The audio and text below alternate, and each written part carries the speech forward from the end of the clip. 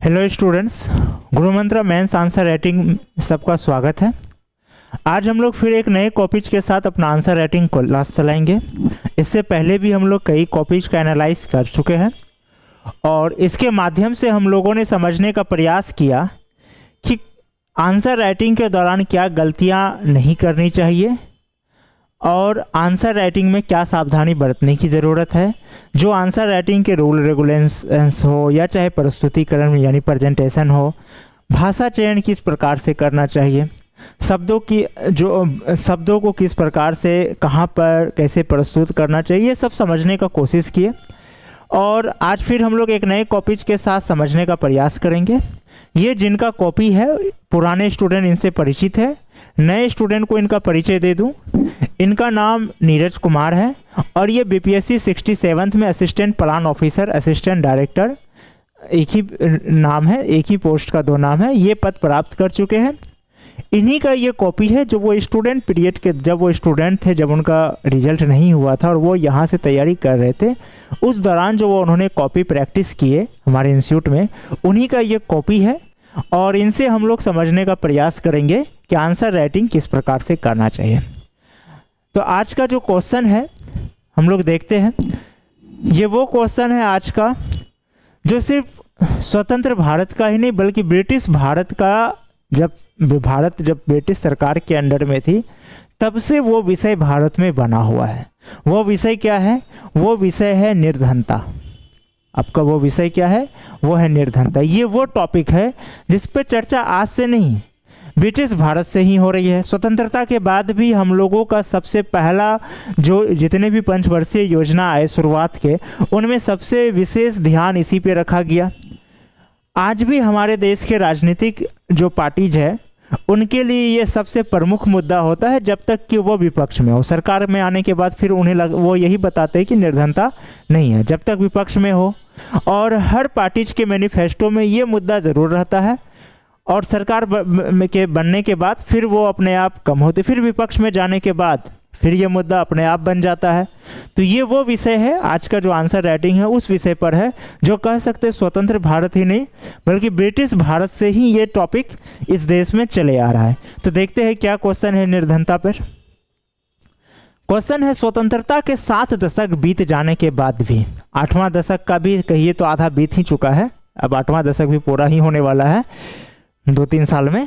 तो स्वतंत्रता के 7 दशक बीत जाने के बाद भी निर्धनता की समस्या हमारे देश के लिए एक चुनौती बनी हुई है। ठीक है, भारत में निर्धनता समस्या की प्रमुख कारणों एवं इनके निवारण के लिए सरकार द्वारा किए गए प्रयासों का व्याख्या करते हुए अपना सुझाव दे। क्वेश्चन 2 पार्ट में है, अगर ऐसे दिख रहा है एक पार्ट में है, लेकिन ये 2 पार्ट में। सबसे पहला पार्ट क्या है कि भारत में निर्धनता की जो समस्या है वर्तमान में भी, उनकी स्थिति को बताना है, उसके कारण को बताना है। और फिर आपका दूसरा पार्ट क्या है? बैक गियर में जाएगा। बैक गियर में क्या जाएगा कि स्वतंत्रता के बाद से ही सरकार ने निर्धनता को समाप्त करने के लिए क्या क्या प्रयास किया, उसका फिर प्रयास के साथ उनके प्रयासों का व्याख्या करते हुए फिर आपको अब प्रेजेंट में आ जाना। पास्ट में गए, अब प्रेजेंट में आना, अब फिर आपको अपना सुझाव देना है कि भाई अब आगे गवर्नमेंट को आपके विचार से आगे क्या करना चाहिए, या फिर आप जब गवर्नमेंट के हिस्सा बनेंगे तो आप अपना क्या व्यू देंगे, जिससे कि भारत का जो ये चुनौती बना, निर्धनता की जो समस्या आज भी बना हुआ है, ये समस्या समाप्त हो। इसको ऐसे हम लोग समझते हैं, 1947 में भारत आज़ाद हुआ और उसके 2 साल के बाद चीन में साम्यवादी की सरकार बनी। उसके बाद हम दोनों ही देश एक साथ अपना सफ़र शुरू किया। हम लोग 80 के दशक तक आए तो जितनी गरीबी, जितनी समस्याएं भारत में थी, उससे ज़्यादा समस्याएं, या कह सकते उतना ही चीन में भी थी। चीन में भी निर्धनता हो, महंगाई, सारी समस्या, रोजगार की समस्या, वो सब थे।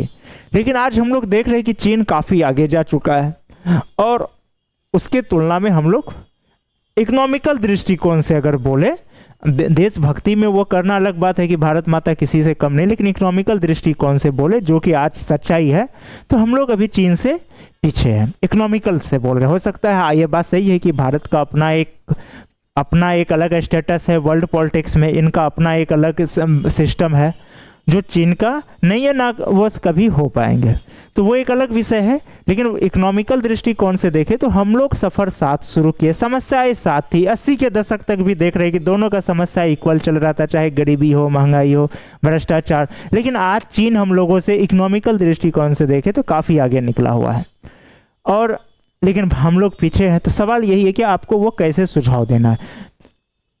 तो अब हम लोग देखते हैं कि नीरज जी इस कॉपी में क्या एनालाइज किए हैं।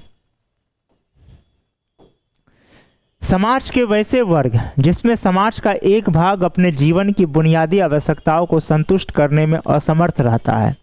यानी जीवन का जो आपका बुनियादी आवश्यकता है, जीवन का क्या बुनियादी आवश्यकता है भाई, जो आपका रोटी कपड़ा मकान, ये सब तो भाई था ही शुरू से। रोटी कपड़ा मकान ये तो कहा भी जाता था कि ये तीनों चीज़ चाहिए।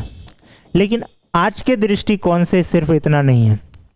इवन कि अब भारत के संविधान में जो आर्टिकल 21 है जीवन जीने का अधिकार, तो मेनका गांधीवाद के निर्णय के बाद तब तो उच्चतम न्यायालय भी कह दिया है कि भाई जीवन जीने का अर्थ केवल जिंदा रहने से नहीं है।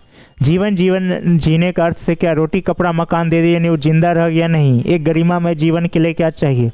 उसको स्वास्थ्य सुविधाएं चाहिए, उसको शिक्षा होना चाहिए, स्वास्थ्य, शिक्षा, परिवहन, एक अच्छी परिवहन का हो व्यवस्था हो, ये सब उसको होना। अब या तो गवर्नमेंट उसको दे या फिर वो इतना तो इनकम हो कि वो ये सारी नीड वो खुद ही पूरा कर सके। एक गरिमामय जीवन तो इसी को कहा जाता है। और भी बहुत सारी चीज़ें हैं गरिमामय जीवन में, लेकिन हम लोग इकोनॉमिकल में चले तो इतना ही है, इतना ही लेके भी चलते हैं।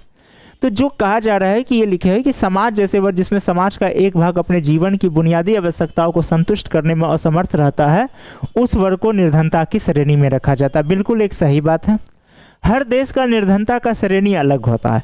उदाहरण के तौर पे भारत में क्या है, जो व्यक्ति कार रखता है उसको रईस माना जाता है, विलासिता में काउंट किया जाता है। अमेरिका में अगर किसी को कार नहीं है तो वो उसको गरीब का दृष्टि में माना जाता है। यानी हर देश का अपना अपना एक मानक है कि हाँ ये चीज़ है आपके पास तो हम आपको निर्धन मानेंगे, नहीं है तो नहीं मानेंगे। ये हर देश का अपना है। तो इसीलिए इसमें जैसे किसी अब अमेरिका में हो सकता है कि जो वहाँ निर्धन का दृष्टि में गिना जा रहा है वो हो सकता है कि भारत में उसको रईस माना जाए, ऐसा भी हो सकता है। भारत में जिसको निर्धन माना जा रहा है हो सकता है कि वो बांग्लादेश में अमीर माना जा रहा है। इसको ऐसे समझिए कि कोई एक्टर बेचारा बॉलीवुड में नहीं चलता है, वो साउथ में चला जाता है, बहुत अच्छा चल जाता है, भोजपुरी में आ जाता है और अच्छा चल जाता है। तो बिल्कुल वो उसी तरह से है। योजना आयोग के अनुसार, योजना आयोग जो कि अब एक नीति आयोग बन चुकी है, के अनुसार ग्रामीण क्षेत्र में प्रति व्यक्ति 2400 कैलोरी प्रतिदिन तथा शहरी क्षेत्र में प्रति व्यक्ति ये 2100 से शायद कुछ ज़्यादा 2150 है। ये आप लोग एक बार चेक कर लीजिएगा, ये हम भी कंफ्यूज हो रहे हैं। शायद 2150 है शहरी क्षेत्र में। प्रतिदिन के हिसाब से जिन्हें प्राप्त नहीं हो तो पाता है उसे गरीबी रेखा से नीचे। देखिए भारत में निर्धन कौन होगा, इसके लिए बहुत सारी समितियाँ बनी है। वो जब हम लोग इकोनॉमी में निर्धनता टॉपिक्स पढ़ेंगे तो पॉवर्टी तो वहाँ पर हम लोग समझेंगे, अभी उतना लॉन्ग नहीं चलेंगे। तो उनमें से ही ये सब डिसाइड किया गया है कि 2400 कैलोरी और 2100 कैलोरी के हिसाब से। अब हम लोग आगे देख रहे हैं, इनका भूमिका बहुत अच्छा है। हम लोग देख रहे हैं कि भूमिका ये बहुत अच्छा लिखे है नीरज जी। अब आगे है, स्वतंत्रता के 7 दशक बीत जाने के बाद भी हमारे देश में निर्धनता एक बड़ी चुनौती है, जिसके निम्नलिखित कारण है। कृषि का परंपरागत स्वरूप, बेरोजगारी, बाढ़, शिक्षा का अभाव, उद्योगों की कमी, जातिवाद विवाद, राजनीतिक अस्थिरता। राजनीतिक अस्थिरता भी कहीं ना कहीं एक कारण होता है, राजनीतिक अस्थिरता। ठीक है, ये सब ये कारण बताए हैं। अब हम लोग देखते हैं इसका व्याख्या ये किस तरह से कि ये जो क्लाउड चार्ट इन्होंने प्रेजेंट किया है ये बहुत बेटर है। आप लोगों को भी बार बार समझाया गया है कि जो भी आपके आंसर्स हैं उसको क्लाउड चार्ट से प्रेजेंट करें। इससे क्या होता है, चेक करने वाले समझ जाते हैं कि आपका विजन क्या है। अब हम लोग देख रहे हैं क्लाउड चार्ट, आगे इनका व्याख्या किस प्रकार किए हैं। बेरोजगारी, हमारे देश में कई तरह के बेरोजगारी व्याप्त है, जैसे छिपी बेरोजगारी, मौसमी बेरोजगारी इत्यादि। योग्यता अथवा कुशलता के अनुरूप काम नहीं मिलता है, जिसके कारण निर्धनता व्याप्त रहती है। ये भी पॉइंट इनका सही है, बेरोजगारी भी एक कारण है। दूसरा, बाढ़। हालांकि बाढ़ की जगह यहाँ इनको देना चाहिए था प्राकृतिक आपदा या विपदा। जरूरी नहीं कि बाढ़ के ही कारण होता है, बिहार में बाढ़ की समस्या है, उत्तर प्रदेश में भी कुछ हद तक, अब पश्चिम बंगाल हुआ, उड़ीसा हुआ, वो सब में चक्रवाती तूफान ज़्यादा समस्या करता है, वहाँ बाढ़ की कम, चक्रवाती तूफान की ज़्यादा समस्या आती है। साउथ में भी वही बात है। तो हर स्टेट का अपनी अपनी अलग समस्या है। तो इस वजह से यहाँ बाढ़ की जगह इनको देना था प्राकृतिक आपदा या विपदा। ठीक है, भारत कृषि प्रधान देश है, यहाँ प्रतिवर्ष बाढ़ आता है जिसके कारण फसल की बर्बादी होती है, किसानों को काफ़ी क्षति का सामना करना पड़ता है, जिसके कारण बाढ़ है। तो ये देखिए सिर्फ बाढ़ ही नहीं है इसका, यहाँ पर एक मिस्टेक हुआ, यहाँ पर इनको अच्छा रहता ये देते प्राकृतिक आपदा या विपदा, ये ज़्यादा बेटर रहता बाढ़ की जगह। सूखा भी होता है, सूखा से भी तो फसल बर्बाद होता है। तीसरा है उद्योगों की कमी है। भारत की जनसंख्या अधिक है जो विश्व में दूसरा है। दूसरा में यहाँ ऐसे होगा, जनसंख्या के अनुरूप उद्योग नहीं है जिसके कारण लोगों को काम नहीं मिलता जो नहीं था। इसको आप मध्य प्रदेश से समझ सकते हैं।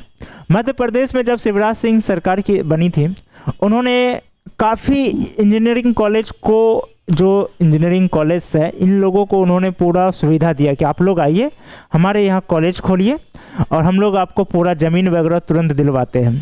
काफ़ी कॉलेजेस खोले। मध्य प्रदेश सरकार में एक अच्छी बात है, ये बहुत सारे स्टेट में है और मध्य प्रदेश में भी है, कि वहाँ एजुकेशन का मैक्सिमम फ़ी बना हुआ है सरकार द्वारा, यानी कि आप इससे अधिकतम नहीं ले सकते हैं। ये एक अच्छा सिस्टम है। तो उन्होंने इंजीनियरिंग के लिए भी ये सिस्टम बनाया, जिसका फ़ायदा क्या हुआ, इसका फ़ायदा हुआ कि वहाँ काफ़ी मात्रा में वहाँ के बच्चे इंजीनियरिंग कॉलेज में एडमिशन लिए, लोन की भी सुविधा आसानी से कर दिए सरकार। यहाँ तक सब कुछ सही रहा, इंजीनियर भी बन गया। समस्याएं कब आने लगी, जब उनको रोजगार देने की बारी आई। अब इंजीनियर का डिग्री लेकर कोई खेत तो जाना नहीं चाहेगा। अब उतना मात्रा में आप कॉलेज तो ले आए बट फैक्ट्रीज नहीं ला पाए, उस तरह का आप उद्योग कोई हो या आईटी सेक्टर को आप बढ़ावा नहीं दिए। नतीजा क्या हुआ कि वहाँ बेरोजगारी की समस्या देखने को मिली,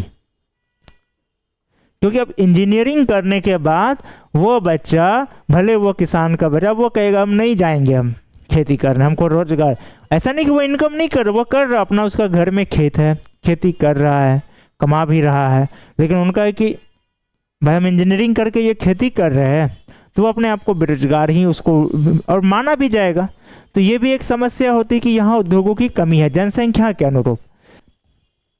शिक्षा का अभाव, ये आज के भारत में ये पॉइंट गलत है। शिक्षा का अभाव, हमारे देश में 75% साक्षरता है। हमारे देश में जितनी शिक्षित है उतने बहुत सारे देशों में जनसंख्या नहीं है। तो इसलिए ये शिक्षा का जो अभाव है, ये पॉइंट उतना सटीक नहीं। आप ये कह सकते हैं उचित शिक्षा का अभाव, उचित शिक्षा का अभाव, यानी कि एक स्कूल में, एक जैसे किसी स्कूल में बच्चों को शिक्षित करने के लिए जितनी व्यवस्था होनी चाहिए वो नहीं, जैसे उसका स्किल डेवलपिंग प्रोग्राम नहीं होना, लैब की कमी होना। तो शिक्षा का अभाव, उचित शिक्षा का अभाव, दोनों में अंतर है। आज से 30 साल 40 साल पुराने भारत में ये पॉइंट चलता था, लेकिन आज के इंडिया में ये पॉइंट शिक्षा का अभाव वो सटीक नहीं है। आप कह सकते हैं उचित शिक्षा का अभाव, उचित शिक्षा व्यवस्था का अभाव, या फिर कौशल स्किल डेवलपमेंट कह सकते हैं, कौशल विकास, कौशल से रिलेटेड जो शिक्षा होती, एजुकेशन होती है, उसकी कमी। एक ये भी एक कारण है। हालांकि नई शिक्षा नीति में उसको सुधार करने का कोशिश किया गया है। उसके बाद नेक्स्ट दिए है जातिवाद विवाद। ये पॉइंट है, जातिवाद विवाद तो है, लेकिन अब इसको देखते व्याख्या कैसे किया। समाज के विभिन्न वर्गों में विभाजित होना गरीबी का कारण है। जाति के आधार पर कामों को बांटा जाता है जिसके कारण कुशलता के। ये पॉइंट सही है, व्याख्या गलत है। किस फैक्ट्री में ऐसा लिखा गया है कि नहीं फलना जाति का ही मेरे यहाँ काम करेगा, या किस सरकारी नौकरी में? ऐसा तो नहीं है। अब तो प्राइवेट कंपनीज में भी जो होती है रिजर्वेशन सिस्टम है। जातिवाद से क्या समस्या हो रही है? जातिवाद के कारण राजनीति भ्रष्ट हो रही है। जातिवाद से राजनीति भ्रष्ट हो रही है, भ्रष्टाचार बढ़ रहा है। और जब स्वाभाविक बात है कि भ्रष्टाचार बढ़ेगा तो राज व्यवस्था गड़बड़ होगी। जब राज व्यवस्था गड़बड़ होगी तो आपका इकोनॉमी डाउन होगा। जब आपका इकोनॉमी डाउन होगा तो स्वाभाविक बात है क्या होगा? गरीबी भी बढ़ेगी, बेरोजगारी भी बढ़ेगी, सब बढ़ेगी। इकोनॉमी बहुत कोरिलेट होता है, वो बिल्कुल मैथ की तरह होता है। यही वजह है कि ज़्यादातर स्टूडेंट को इकोनॉमी बोरिंग लगता है। अगर इकोनॉमी कोई रटना चाहेगा तो फिर उसको बोरिंग ही लगेगा। वो कोरिलेट करने की चीज़ है, इकोनॉमिक कोरिलेट करके पढ़ने की चीज़ है। तो जातिवाद का ये विवाद सही है जातिवाद के कारण, लेकिन जो ये व्याख्या है, ये व्याख्या इनका गलत है, ये व्याख्या इनका सही नहीं है। अब हम लोग नेक्स्ट देखते हैं, राजनीतिक अस्थिरता। ये एक समस्या है। भारत लोकतांत्रिक देश है, जिस समय जिस पार्टी की सरकार रहती वो अपने अनुसार नीति का निर्देश जो निर्धनता का, ये फिर गलत व्याख्या हो गया। ये भी राजनीतिक अस्थिरता से मतलब ये है, अगर राजनीतिक अस्थिरता रहेगी तो आपके पास क्या होगा, कोई निवेशक नहीं आना चाहेगा। आपकी जो योजनाएं हैं वो लंबी खींची जाएगी। जो काम 5 साल में पूरा होना चाहिए वो 15 साल में। अब मान के चलिए कोई पार्टी ये प्रोजेक्ट शुरू किया, उसकी सरकार है, 5 साल में उसका चेंज हो गया, अब नया आया। अब नया आने के बाद क्या किया, अब वो कह रहा है कि नहीं इसका रहने दो, हम जो नया योजना ला रहे हैं अब उस पर ज़्यादा काम होना चाहिए। इसका एग्जाम्पल देख लीजिए टाटा नैनो से। अभी हाल फिलहाल में टाटा कंपनी केस दी थी पश्चिम बंगाल सरकार के खिलाफ, जो टाटा नैनो के लिए अब क्या हुआ था, कम्युनिस्ट पार्टी की जब सरकार थी उसको ज़मीन दिया गया। उस समय विपक्ष की नेता और वर्तमान में मुख्यमंत्री ममता बनर्जी उसका विरोध की। बाद में जब ममता बनर्जी का सरकार बनी, वो क्या किया, टाटा को जो होता है वहाँ से उसका ज़मीन का कैंसिल कर दिया। अब उसका देखिए नुकसान क्या हुआ। टाटा जो सिंगूर में जो वो अपना लगाना चाह रहा था प्लांट, उसके पीछे रीजन क्या था, टाटा का आयरन उसका कहाँ पर है, फैक्ट्री जमशेदपुर में टाटा का अपना प्लांट है, लोहा का लोहा के लिए टाटा का प्लान था कि जमशेदपुर में मेरा लोहा बनेगा, वहाँ से बंगाल नज़दीक है, तो क्या होगा, परिवहन खर्च कम होगा। परिवहन खर्च कम होगा तो नतीजा क्या होगा, मेरा जो मैन्युफैक्चरिंग खर्च कम होगा। तो जो 1 लाख में टाटा का ड्रीम था कि 1 लाख तक में हमको कार देना, वो पूरा होता। अब पश्चिम बंगाल में इस बीच क्या हुआ, उसको ज़मीन भी मिल गया, सब कुछ कर लिया, वहाँ पे सरकार चेंज हो गई। अब इसका मतलब ये नहीं है कि नहीं अलग सरकार आना ही नहीं चाहिए, खैर वहाँ तो सरकारें चेंज हुई इलेक्शन के बाद। कभी कभी क्या होता है कि पार्टीज भी बदल जाती है, जैसे भी बिहार में पिछले कुछ सालों से यही हो रहा है, मुख्यमंत्री एक ही है लेकिन पार्टीज बदल जाती है। अभी कभी एनडीए हो जाता है, कभी गैर एनडीए कह सकते, राजद और जदयू का गठबंधन हो जाता है। तो ये अस्थिरता कहीं ना कहीं क्या हो रहा है, एक नेगेटिव माहौल पैदा कर रहा है। जो इन्वेस्टर है उनके दिमाग में एक नेगेटिव माहौल पैदा कर रहा है बिहार को लेके। तो अब क्या हुआ कि जब चेंज हुआ तो यहाँ से अब जो जाना था, जो माल ढोकर बंगाल जाना था, अब वो ये अब टाटा कहाँ गया बनाने के लिए, गुजरात गया। अब झारखंड से बंगाल पड़ोसी स्टेट, अब झारखंड से गुजरात, परिवहन खर्च क्या हो गया, बढ़ गया। अब जब ये परिवहन खर्च बढ़ा तो नतीजा क्या हुआ, टाटा जो 1 लाख में आने वाला था वो आ नहीं पाया, डिमांड उसका प्राइस बढ़ा। प्राइस बढ़ने के कारण जिस कस्टमर को टाटा, जिस श्रेणी के कस्टमर्स को, ग्राहकों को नज़र में रखते हुए ये कार सोचा था टाटा नैनो, उनके लिए वो महंगा नज़र आने लगा, उनको वो महंगा नज़र आने लगा। अब इसका नतीजा क्या हुआ कि धीरे धीरे ये कार बंद हो गई, तो बेरोजगारी फिर बढ़ी। अब स्वाभाविक बात है कि जब बेरोजगारी बढ़ेगी तो निर्धनता भी बढ़ेगी। ये बेरोजगारी का भी एक कारण हो रहा है, राजनीतिक अस्थिरता और निर्धनता का भी है। तो इनका ये सही है पॉइंट, बस व्याख्या ये सही तरीके से नहीं किए। कृषि का परंपरागत स्वरूप,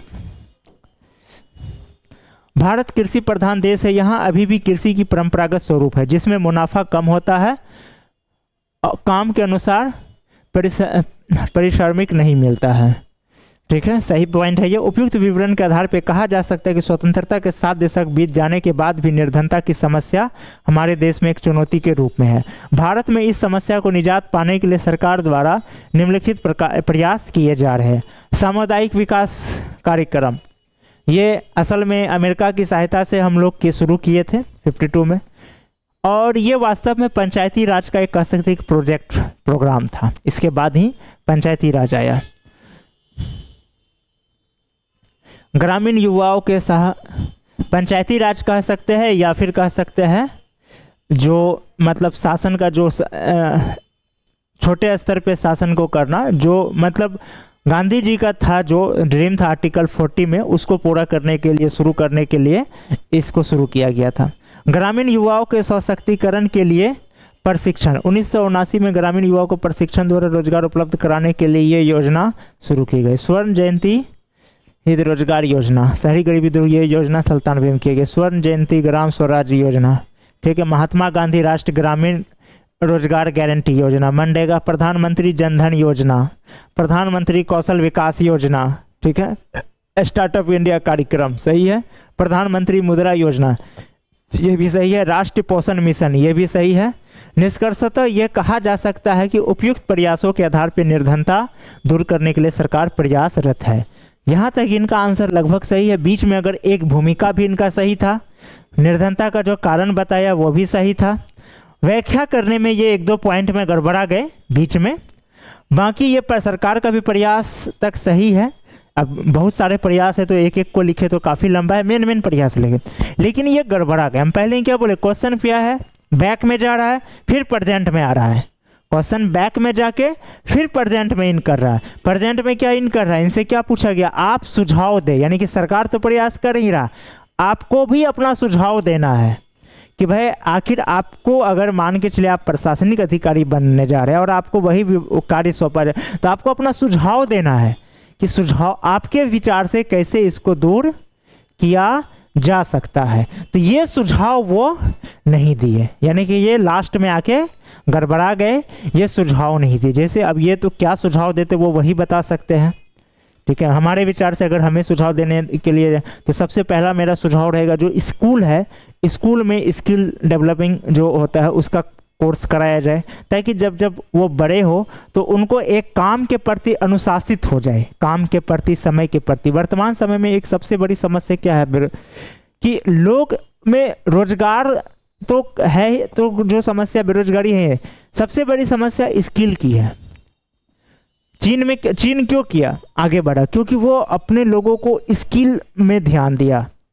वो वहाँ के जो लोग थे उनको, वो अपने युवाओं को क्या किया, वो स्किलिंग से रिलेटेड कोर्स कराने लगे, विशेषकर इलेक्ट्रॉनिक क्षेत्र में। अभी आपको मार्केट में, इसलिए पूरी दुनिया में सस्ता, जितने भी सस्ता बाजार है वहाँ सबसे ज़्यादा किसका प्रोडक्ट है, चीन का। खुद इंडिया में भी वही हाल है। तो ये आखिर वो जो इतना सारा सामान चीन में बन रहा है, चीन कहीं अपना फिर वो निवेश नहीं करता, वो अपने ही देश में करता है, बहुत कम करता है। रीजन क्या है, क्योंकि उसके पास जान रहा है कि मेरे पास खुद बहुत ज़्यादा पॉपुलेशन है और मुझे मिल ही रहा है जब सस्ते में लेबर, तो मैं क्यों जाऊँ दूसरा देश। तो चीन का जो वहाँ का जो वहाँ निर्धनता कम हुई, इसका रीज़न क्या हुआ, बेरोजगारी कम हुई। बेरोजगारी कम क्यों हुआ, क्योंकि वो स्किल डेवलपिंग में ज़्यादा ध्यान दिया। अब एक बार बहुत पहले मुझे याद है, कुछ साल पहले चीन का वहाँ का जो वो ओलंपिक में अब काफ़ी पदक अब वो जीत रहे हैं, तो पदक और भारत उस हिसाब से नहीं जीत रहा है। तो दोनों में अंतर दिखाया गया था न्यूज़ चैनल में कि वहाँ बच्चे को 7 या 8 साल से ही शुरू हो जाता है ओलंपिक का ट्रेनिंग, और जितना कड़े अनुशासन से वहाँ ट्रेनिंग कराया जाता है चीन में, अगर उतना कड़े अनुशासन से भारत में कराया जाए तो स्कूल पर केस कर देंगे यहाँ के पेरेंट्स।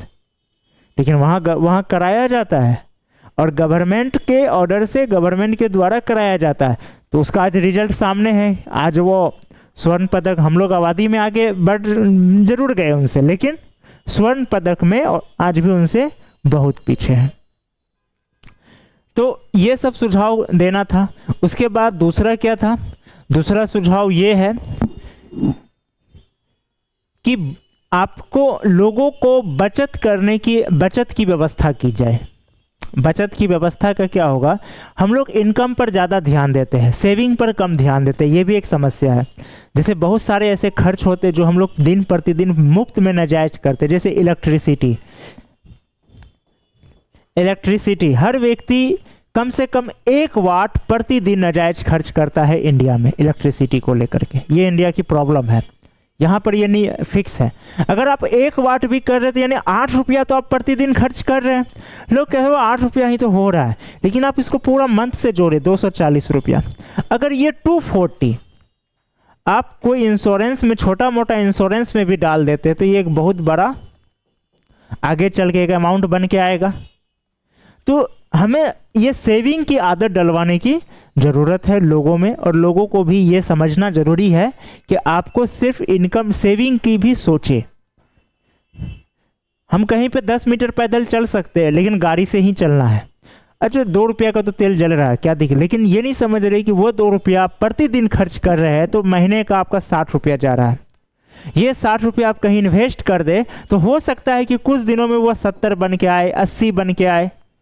ये नहीं समझ रहे हैं, छोटे छोटे ही फॉर्म में सही, लेकिन नाजायज खर्च कर रहे, सेविंग की आदत डालें। और भी ऐसे कई सुझाव हो सकते हैं और आप लोग भी अपने हिसाब से सोचिए। और हाँ, ध्यान रखना कि सुझाव देने पर कभी भी सरकार की कमियां नहीं बताना है और ऐसा नहीं आपको जाहिर करना है कि नहीं जो सिस्टम में बैठे लोग हैं वो मूर्ख है, ऐसा नहीं किया हम जाएंगे तो हम ही ऐसा कर सकते हैं, ऐसा नहीं। जो सिस्टम में बैठे लोग हैं वो ऑलरेडी ऑफिसर हैं, तो वो आपसे ज़्यादा पढ़े लिखे हैं, वो आपसे ज़्यादा, जो आप जिस चीज़ के लिए अभी संघर्ष कर रहे हैं वो उस पोस्ट तक पहुंच चुके। तो आपको वैसा भी नहीं करना, सरकार के नेगेटिव में भी नहीं जाना है और ऐसा कोई सुझाव नहीं देना जिससे ये जाहिर हो कि आप ये कहना चाह रहे हो कि सिस्टम में जो बैठे लोग हैं हम उनसे ज़्यादा समझदार है या ज़्यादा होशियार है, ज़्यादा ज्ञानी, ऐसा भी नहीं करना है। तो ये आज का नीरज जी का हम देखें कि इनका सब कुछ सही है, शुरुआत भी सही रहा, आंसर सब कुछ सही लिखे, बस 1-2 पॉइंट को वो एक्सप्लेन करने में वो मिस कर गए और लास्ट वाला पॉइंट छोड़ दिए। तो इन सब को देखते हुए इनको जो मार्क्स दे, अगर ये अपना सुझाव देते तो आंसर फिर 100% परफेक्ट होता। क्योंकि ये सुझाव नहीं दिए हैं, हालांकि शुरुआत अच्छा है, तो इस कॉपी में इनको मिलेंगे 10 में से 5 नंबर। सुझाव देते तो इनको 7 नंबर तक जाता, अगर अच्छे सुझाव देते तो। अगर अच्छे सुझाव देते, 2 या 3 सुझाव भी देते, ज़्यादा सुझाव नहीं देना, 8-10, 2 से 3 सुझाव बहुत है, तो 2 से 3 सुझाव भी ये देते तो इनका मार्क्स जाता 7 तक। खैर 5 मार्क्स मिले हैं और अब कितना भी मार्क्स मिले ये ऑफिसर बन चुके हैं। तो ये आज का क्लास था और ये सीरीज स्पेशली उन स्टूडेंट्स के लिए चलाया जाता है जो डीमोटिवेट हो जाते हैं कि उनसे आंसर राइटिंग नहीं होता है, नहीं कर पाएंगे। तो उनको ये समझने की ज़रूरत है कि जो लोग ऑफिसर बन चुके हैं तो वो भी जब आंसर राइटिंग करते थे, जब वो भी पढ़ाई कर रहे थे, तैयारी कर रहे थे, उनमें भी कमियां थी, उनसे भी गलतियां होती थी।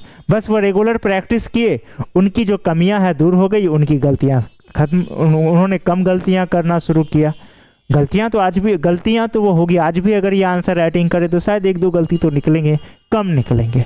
तो जो स्टूडेंट डीमोटिवेट हो जाते हैं उनके लिए ही ये सीरीज चलाया जा रहा है और उन्हें ये समझने की ज़रूरत है कि बैठकर सोचने से नहीं होगा, करने से होगा। आप जब तक सोचेंगे कि मुझसे आंसर राइटिंग नहीं होता है, मेरा कमज़ोर है, टॉपर्स लोग का लिखने का तरीका अलग होता है, उनसे कंपैरिजन करेंगे तो आप डीमोटिवेट ही रहेंगे। आप करें, जितना देर सोच रहे हो उतना देर करें, आप में खुद इम्प्रूवमेंट होता जाएगा। और जो टॉपर्स भी है या जो ऑफिसर बन चुके हैं उनमें भी कमियां थी, क्योंकि आप उनके कॉपी कब देख रहे हैं, जब वो 2 साल 3 साल या हो सकता 5 साल बेचारा मेहनत किया, तब जा कर के आप उसका, तब जो वो कॉपी लिखा फाइनल एग्जाम में, तब वो कॉपी आप देख रहे हैं। स्ट्रगल के दिन तो आप उनके देखे ही नहीं हैं, ना उनके कॉपीज देखे हैं, और आप उनको भी देखे तो आपको कई कमियां नज़र आएगी। तो इसलिए डीमोटिवेट होने की ज़रूरत नहीं है। क्लास जुड़ने के लिए धन्यवाद। हम लोग फिर इस सीरीज के नेक्स्ट क्लास में नेक्स्ट कॉपी के साथ मिलते हैं।